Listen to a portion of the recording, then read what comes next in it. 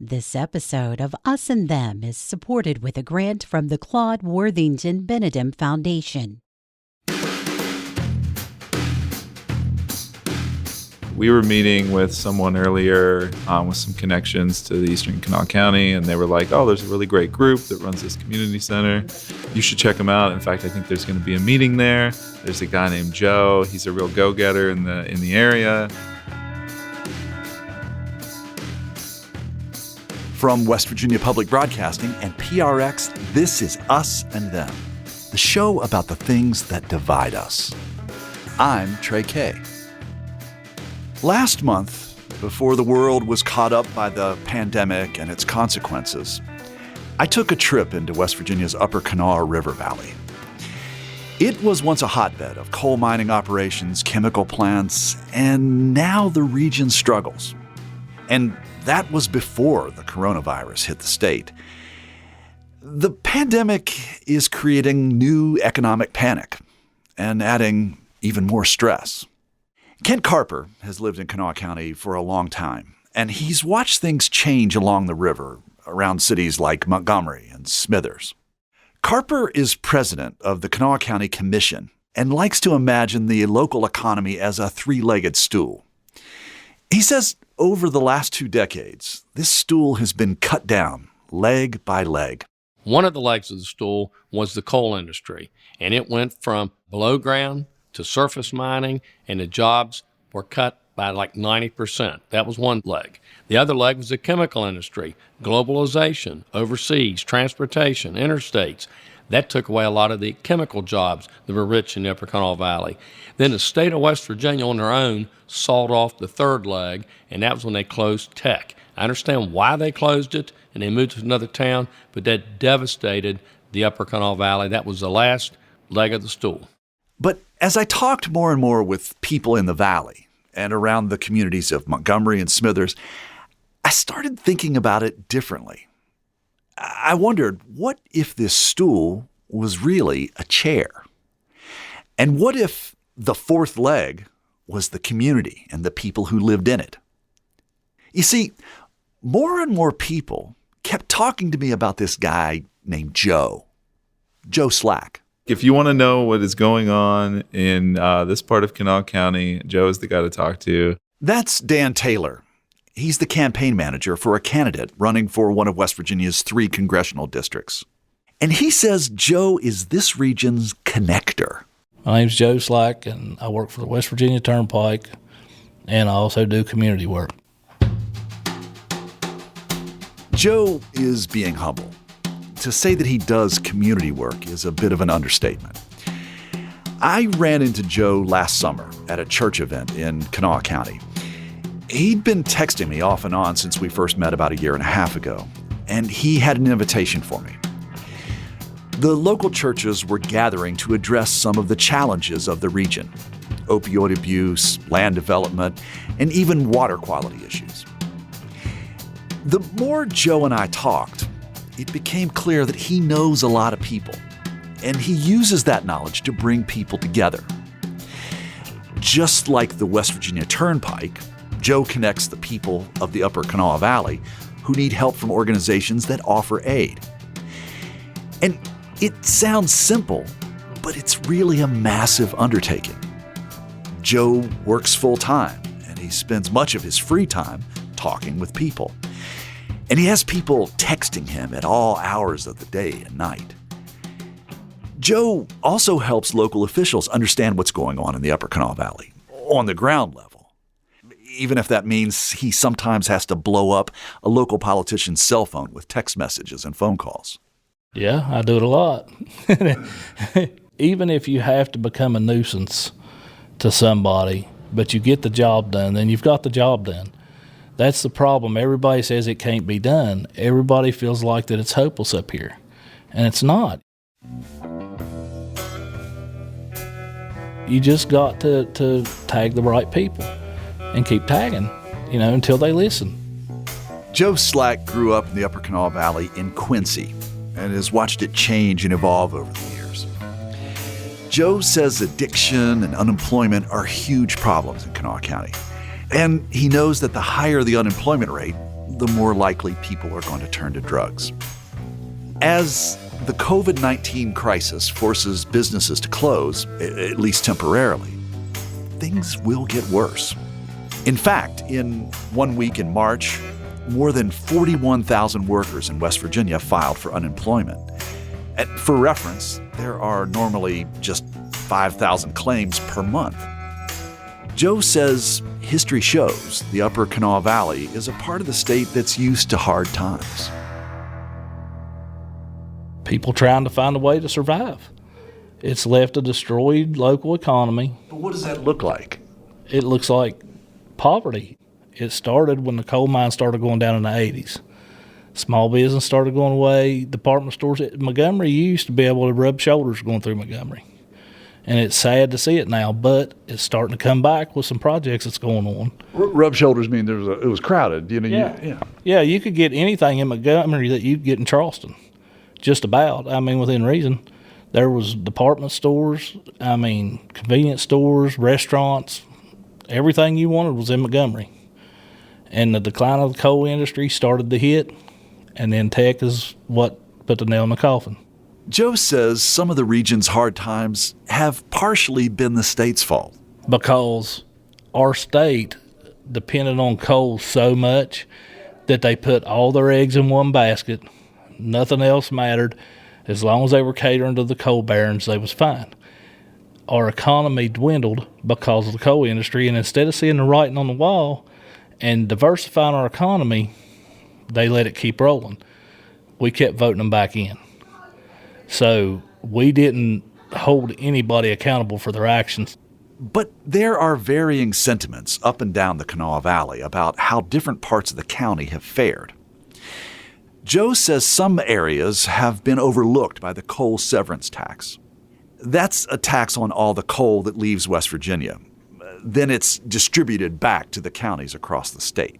Charleston generally got 10 times more than all the Upper Kanawha Valley towns combined. And the coal came from here. So, we were scraping it off our houses. We was dodging potholes. We had people dying of black lung. We wasn't allowed to take a coal truck through there, but they were getting a huge portion of the coal severance taxes that came out of this area. Whereas they can get their share, but we should have got our share too. It's clear that the people of Kanawha County and the state of West Virginia will struggle from the new economic consequences of the COVID-19 pandemic for some time. But there's one thing that still manages to give me hope. People like Joe Slack. Here's just one example of why I say that. Joe says a few years back, he and his wife invited a girl who lived in their neighborhood over for dinner. Her parents were addicted to opioids and several other things and didn't have power, so she'd come to our house, her and her siblings. Joe says all the kids from that family came to their house every day for nearly 2 years. 6 siblings, ages 3 through 13. So they would come over our house, and my wife would give them snacks, and then it ended up to where they would come over and eat their dinner and get their clothes washed, take their baths and everything. So that's kind of why I got into this. What do you mean you got into this? What did you get into? Trying to get our community in a better place. I started on economic development. Then we needed programs for the kids, so we got tied in with people to get programs for the kids. And it's an all-around improvement is what we're shooting for. By we, Joe means the people at the Booker T. Washington Community Center. It's an old school that was once colored only. After it shut down, a group of citizens turned it into a community center. It provides resources like after-school programs, computer classes for adults, anti-drug education, and even meals for the community. A small group of residents support the center, sometimes even with money out of their own pockets. Was it a hardship? I mean, did you kind of resent these parents? Yes and no. I mean, I kind of felt bad for the parents because they were stuck in a situation they couldn't get out of, and yet I kind of resented them because their kids wasn't taken care of, but it's not the kids' fault. So, I'll help any kid if I can. And my wife got a heart of gold, so she was more than willing to help them out. Joe and his wife even helped the kids deal with a tragic loss when one of the boys was hit and killed in the street. Seeing the children in his community suffer was hard, but it helped him realize the adults were suffering too.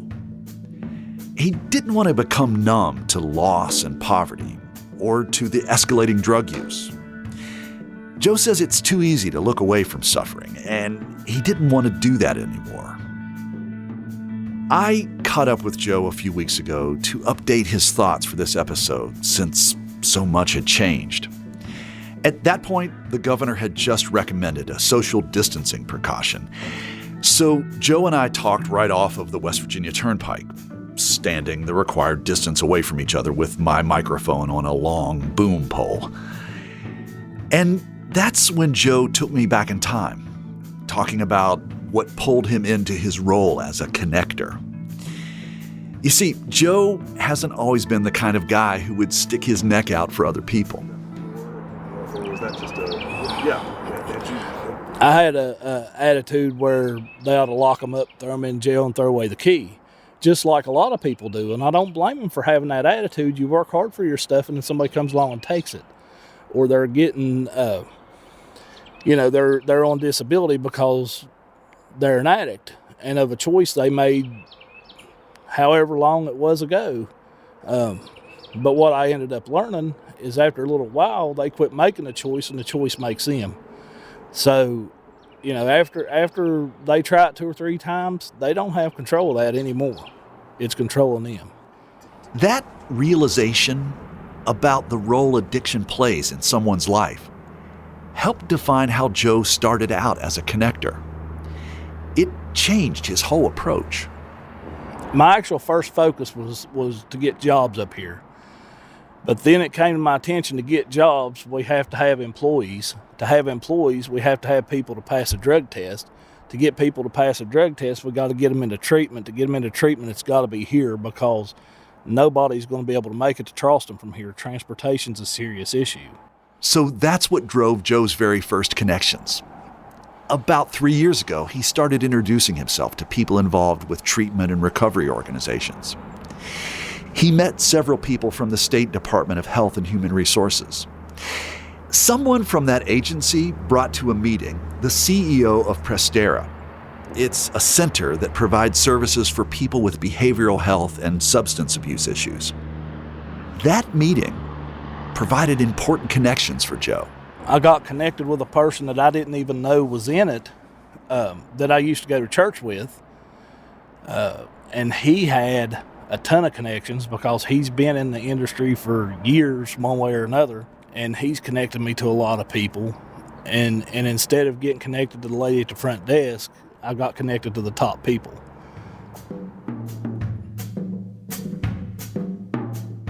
Three years later, the Upper Kanawha Valley still struggles with the same issues. And they'll be compounded by the economic consequences of COVID-19. Even though Joe has a lot of contacts in his cell phone, he's learned there's still a lot of red tape to deal with.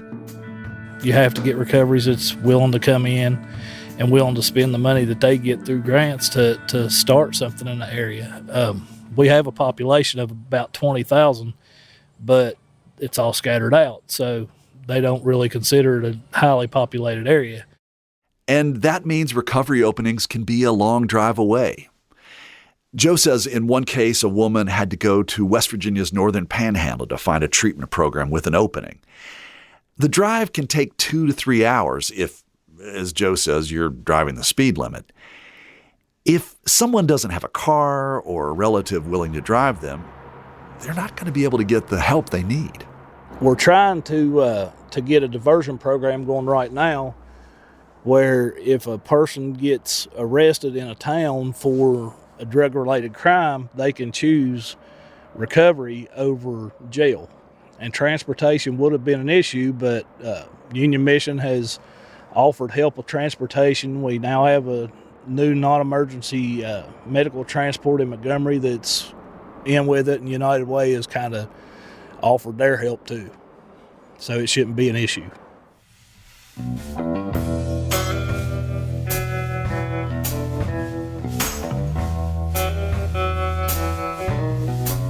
When we come back, Joe talks about some of the successes and the new challenges ahead, those still playing out from the global pandemic.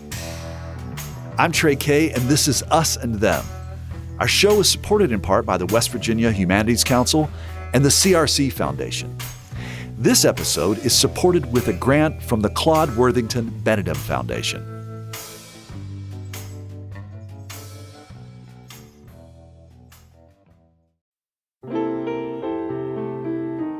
In difficult times, music gives us peace, brings us together, and helps heal us.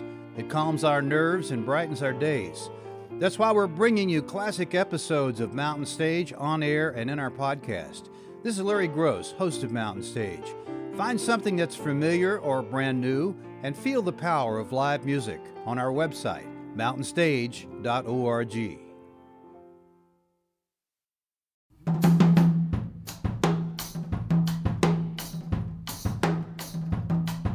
I'm Trey Kay, and you're listening to Us and Them from PRX and West Virginia Public Broadcasting. Joe Slack has been making a difference in one of West Virginia's hardest hit regions. He's brought people together, helped create organizational collaborations, and seen some successes.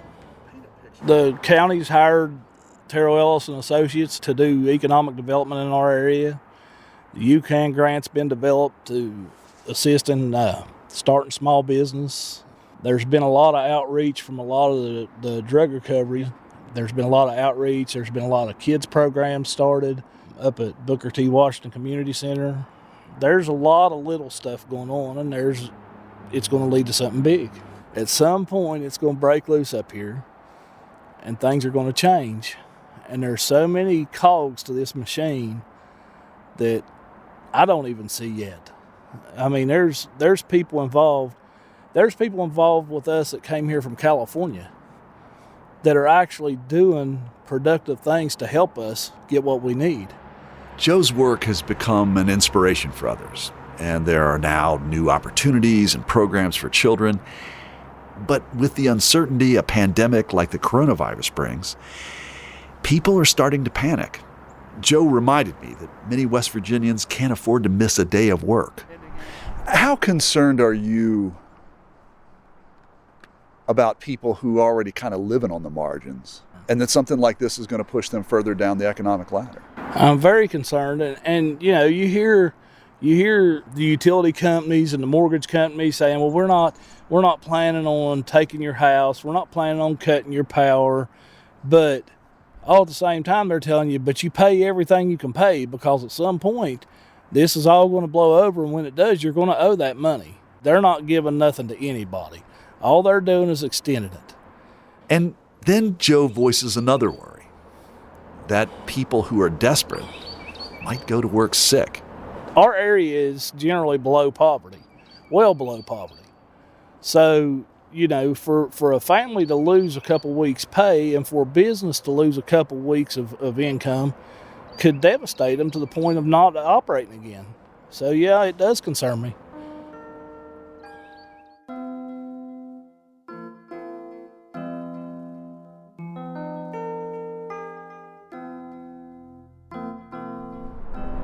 Paint a picture for me of your vision for the future of this area. What is it that you hope? I just hope that everybody that wants a good job can get one. I hope that the kids have safe places to play. And I would like for people to be of sound mind to make their own decisions when it comes to the drug epidemic. I'd like for them to be able to get clean and have the places locally to get clean. I don't want kids having to cross a main highway to get to the creek to fish. I want them to have community centers. I want them to have a sense of community and a sense of pride. A lot of the pride is gone in this area and other areas too. It's not just this one. A lot of pride is gone, and that's devastating to a small community. Are you proud to be a West Virginian? Yeah. Are you proud to come from the Upper Kanawha Valley? Yep. Why? You know, you see kids with more opportunity and an easier way to go, and they seem to depend on that. You know, when we were growing up, I was in a town full of poor kids that didn't have any idea they was poor. We didn't have a baseball field, so we built our own. We had imagination and we were creative, and we wasn't going to let nothing whip us. We was tough. And if, you know, the kids nowadays just seem like that if it ain't handed to them or they're not starting at the top of the pay scale, that it's not good enough, that they deserve better. And if you want better, you have to work for it. Nobody's going to just come and hand it to you. And the Upper Kanawha Valley has always been tough. And West Virginia's been tough. Joe Slack is dedicated to helping his community. He thinks about all of this all the time. And he does all of this as a volunteer, sometimes paying for things out of his own pocket while still working 40 or 50 hours a week. Are you a squeaky wheel? Oh, yeah. Yeah, I squeak quite a bit. But that's the ones that get the grease. What do you do? I mean, but when your delegate comes up and shakes your hand and they say, here's my phone number, call me if there's a problem. That's their job. There's delegates and other politicians and other entities, not just them, you know, private entities, education-based entities that want to do things to make it better. The problem is it's only happening in certain areas. So if we can get that to happen here, then that would be great for us. And, you know, they tell you to call. If you've got a problem, call me. We'll try to fix it. Or we'll try to help you fix it. Or you can give us suggestions. So call them.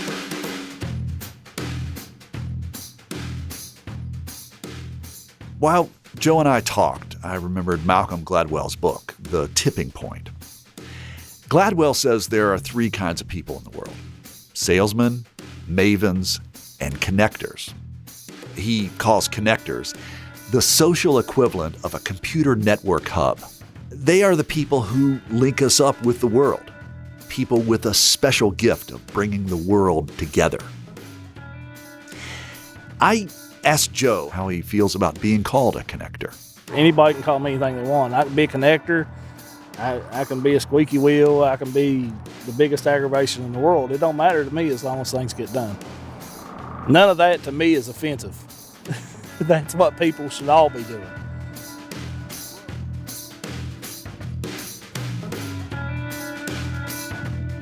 You've been listening to Us and Them. Our team for this show was me, Trey K, Samantha Gatzik, and Kate Smith. Michael Lipton and Tristam Lozow wrote and performed the Us and Them show music. Mark Lerner designed our logo. Lelena Price provides us with images for the web. The marvelous people at PRX and West Virginia Public Broadcasting make Us and Them possible. So do grants from the Corporation for Public Broadcasting, the West Virginia Humanities Council, and the CRC Foundation. This episode was supported with a grant from the Claude Worthington Benedum Foundation. Us and Them was originally developed with assistance from the mentorship program at AIR, the Association of Independents in Radio. We'll see you next time on Us and Them.